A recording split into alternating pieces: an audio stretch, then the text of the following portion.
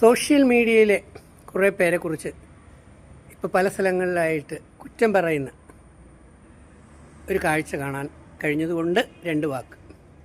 Social മീഡിയയിലുള്ള മിടുക്കരായ പുതുതലമുറ ആൺകുട്ടികളും പെൺകുട്ടികളും ചെറുപ്പക്കാരുണ്ട്. അവരെ അങ്ങനെ അടച്ച് അധിക്ഷേപിക്കുന്നതിന് മുമ്പ് ഒരു കാര്യം സമ്മതിക്കുന്നു. അതിൽ കുറേ പേർ മരണ വീടാണോ അതോ കല്യാണ വീടാണോ എന്ന തിരിച്ചറിവ് കാണിക്കുന്നതിൽ കുറച്ച് കുറവ് വരുന്നുണ്ട്. എന്നാലും അവർ ചെയ്യുന്ന സേവനങ്ങളെ വിലമതിക്കാതിരിക്കാൻ കഴിയത്തില്ല.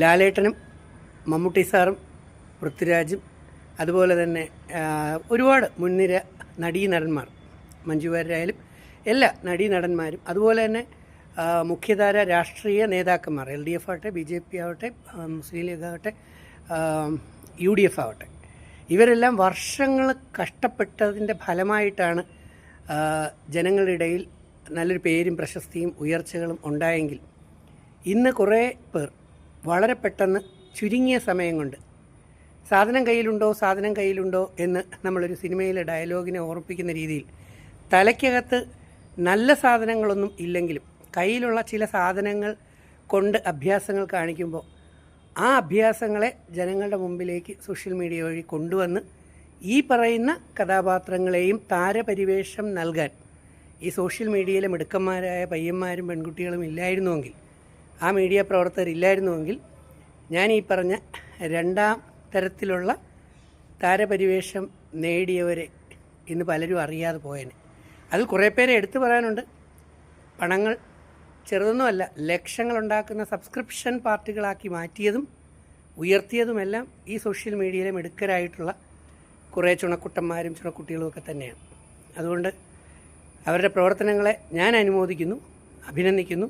പക്ഷേ എൻ്റെ സഹോദരങ്ങളും സുഹൃത്തുക്കളുമായ സോഷ്യൽ മീഡിയയിലെ ചുണക്കുട്ടന്മാരും ചുണക്കുട്ടികളും കാരണം നമ്മുടെ സ്ഥലകാല ബോധങ്ങളും കൂടെ ഒന്ന് വെച്ചുകൊണ്ട് അതിനനുസരിച്ചുള്ള പ്രവർത്തനങ്ങൾ കാഴ്ചവെച്ചാൽ വളരെ നല്ല പ്രവർത്തനം തന്നെയാണ്.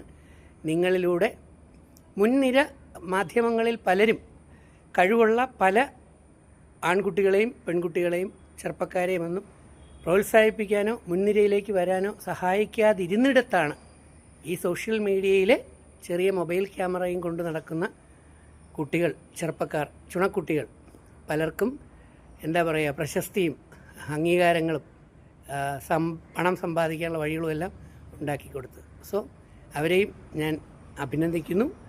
ഒരല്പം ചിന്താശേഷിയുടെ ഉൾക്കൊണ്ടുകൊണ്ട് സാമൂഹ്യ പ്രതിബദ്ധതയോടുകൂടി പ്രവർത്തിക്കാൻ ശ്രമിക്കണം.